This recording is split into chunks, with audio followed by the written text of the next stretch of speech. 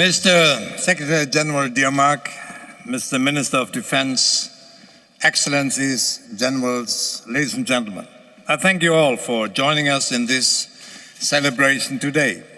I thank the Secretary General, my dear friend Mark Rutte, for the warm welcome. Mark, your job is one of the most important and most challenging jobs these days. Imagine there was a job posting for NATO Secretary General going up on LinkedIn today. I'm not sure how many people would say, yep, I'm up for that one. Mark, I'm really glad it is you who is doing this job. Thank you for your leadership. Thank you for your diplomacy.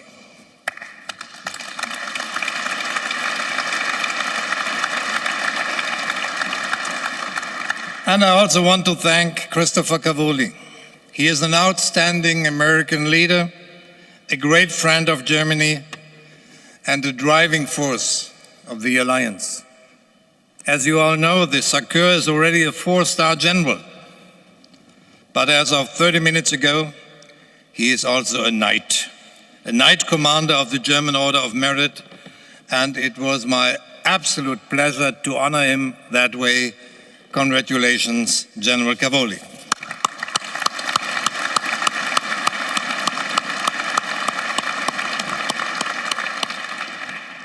And most importantly, I want to thank each and every one of you here, military or civilian, working for the headquarters or your national missions. I want to thank all of you for your service, for your dedication. By serving your nation, you are serving us all. And by serving the alliance, you are serving your nation. That's the power of NATO, and I urge all leaders out there, let's remember that we are stronger together. Ladies and gentlemen, as President of Germany, I stand before you, our allies, to commemorate 70 years of German membership in NATO. As I do so, two emotions weigh on my mind and my heart. First of all, a deep sense of gratitude, but an equally deep sense of urgency. Imagine 1955. The horrors of the Second World War were just 10 years away. Just 10 years since 60 million had died, 6 million Jews murdered, and whole Europe in ruins. And all because of the destruction and hatred that my country had unleashed. Gratitude doesn't even begin to capture what it meant for Germany to be brought back to the table, taken under the wing of Article 5, even allowed to rearm. Among few other milestones, the joining of the United Nations, the process of European integration, the Ostpolitik of deterrence and detente, this moment in 1955 was a key that opened up my nation's path to peace, prosperity, and unification. 70 years back, it was a decision of remarkable strategic foresight and impact. And I can only wish us and our leaders a similar degree of strategic wisdom today, as the path from here on out looks even more uncertain than it looked back then. It has been, to build on a phrase from Eric Hobsbawm, a long 20th century. Looking at the world today, we are experiencing the end of the long 20th century. Epochal shifts are underway, both to the east and to the west. And this is where my sense of gratitude meets with a sense of urgency. Everything we have learned from this long 20th century seems at stake today. From the ruins of 2 world wars through the Cold War, the building of a united Europe, and our hope in the lasting prevalence of liberal international order, this arc has led my country to what it is today. It has brought us peace and prosperity. It has defined everything we believe in. Yet, every lesson we have taken from this journey is either in doubt or being challenged or attacked. This is why we Germans are particularly stirred and worried by what's going on around us. But I say to my fellow Germans, we shouldn't just be worried. We are called upon, and we need to step up. Today, with Putin's war against Ukraine raging on in full force and with the United States putting fierce pressure on its European allies, Germany, I think, is in a crucial position. That's why I speak to you, your allies, not just with gratitude, but with urgency. Germany is being called on, and we heard the call, we got the message, and indeed, Mark, you can count on us. We will continue to strengthen our armed forces, the Bundeswehr, and we will step up investments in our defense industry. We will work hard to meet our commitments to NATO's regional plans. We will continue to be Ukraine's strongest supporter in Europe to uphold its freedom and its sovereignty and its European future. And we will strive to make Germany, both its military and its infrastructure, the backbone of conventional defense in Europe. The fact, you mentioned it, Mark, the fact that Germany's parliament has, by a large supra-partisan consensus, mobilized 500 billion euro over the next 12 years should prove to you that we are serious about it. We mean it, dear friends.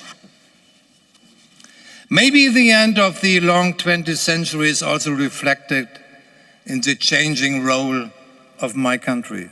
Up until now, every milestone for Germany, every turning point for the better, has been, in some way, one of restraint, of embedding, of becoming part of something larger. NATO, for instance, United Nations, the European Union. After all, my country's past, the German question, loomed large in everyone's memory. So yes, for a long time we didn't invest as much in our own defense because the times were different. For a long time, war in Europe had become almost inconceivable. But the tides have turned. Putin has brought war back to this continent. It has laid Europe's security order to waste. Germany now doesn't just need to be part of the whole, but stand up for the whole, maybe even stand out. Today, a badly armed Germany is a greater threat to Europe than a strongly armed Germany. Ein schlecht gerüstetes Deutschland ist die größere Gefahr für Europa als ein stark gerüstetes Deutschland. I think virtually all of our allies have long subscribed to that statement. It is much harder to accept for us Germans ourselves. And in view of our history, I hope you understand why. Still, I urge my fellow Germans to embrace this new reality. That's why I repeated it in German. I'm convinced the most important task of the new German government is to strengthen our armed forces, to close the gap between our promises and our capabilities, to finish what we call the Zeitenwende. We need a strong military, not in order to wage war, but to prevent it. And as a former diplomat, let me add, our foreign policy needs a strong military too, not to replace diplomacy, but to make it credible. An era is ending, and a new era is beginning. One that certainly doesn't look rosy so far. Of course, there are doubts. There is every reason to doubt. In fact, there is a new reason every time you open your social media feeds. There are doubts on both sides of the Atlantic. Many Americans are saying, what's in it for us? Why can't Europe finally take care of itself? And many Europeans are asking, what has happened to our biggest ally? Why are we treated not as partners, but as supplicants? At this 70 years commemoration, I have the luxury of stepping back from the daily irritation.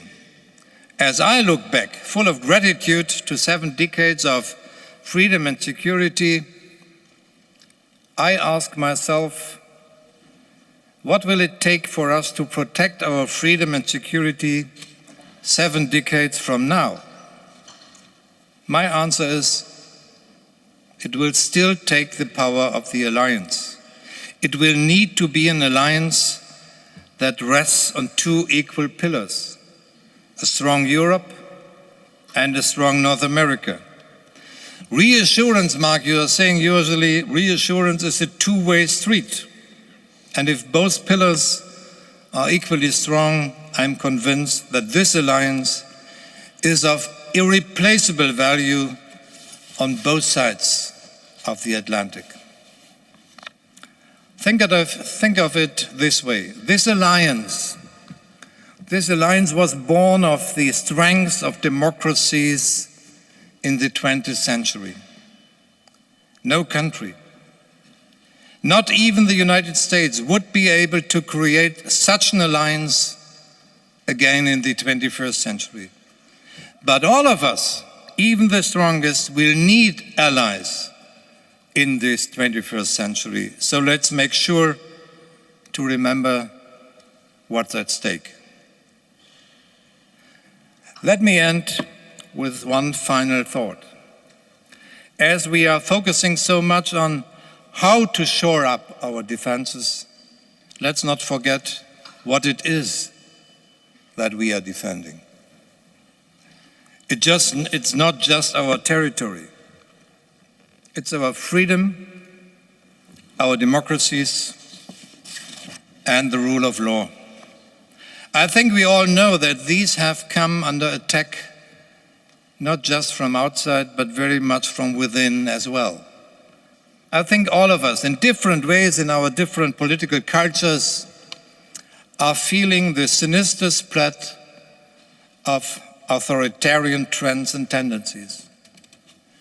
The long 20th century is ending, but its lessons are not out of date. You can count on Germany's commitment to NATO, but you can also count on our commitment to the principles that we hold dear. Anyone who looks at German history sees how things turned wrong and how things turned right. Anyone who looks at the world today sees how our future could turn either way. So let's keep this precious alliance and let's keep these values strong. It will take a lot from us: military might and political acumen, commitment to our values, and respect for our partners. Germany is ready to give all of the above. Thank you so much.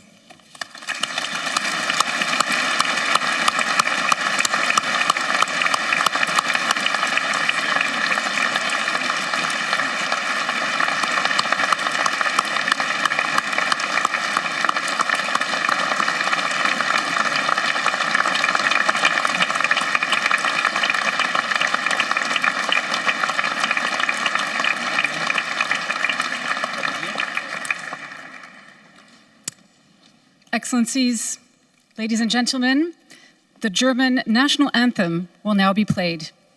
Excellences, Mesdames et Messieurs, nous allons maintenant entendre l'hymne national allemand.